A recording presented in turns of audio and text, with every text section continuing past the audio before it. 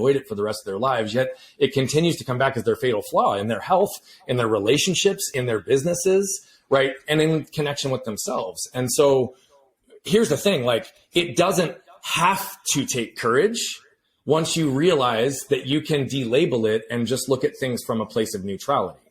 The problem is that most people don't have a conditioned ability to look at themselves objectively and non-judgmentally.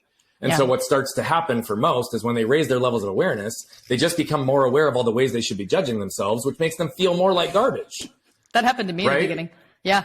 Me too. And it's a natural part of the evolution process. But here's the thing. When someone has conditioned themselves to not feel like garbage because they've shut it off and they live largely intellectually through their life and haven't felt things, right? The reality of it is to begin the process of feeling and healing, it requires you to feel like garbage for a period of time. Right? Now, the difference is that most people don't want to revisit that because they believe they're going to get stuck there. Because they might have been in one other period in their life, or they don't know the pathway through, or they don't believe they're going to be okay, or whatever is being fabricated in their own reality.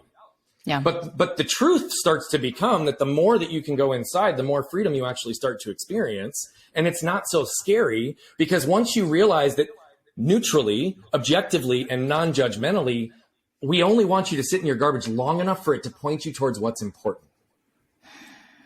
And then extract that from a place of awareness with a lesson that we now can be intentional in applying in our lives moving forward. Right? And so it's genuinely this dynamic of like, I don't want to actually sit and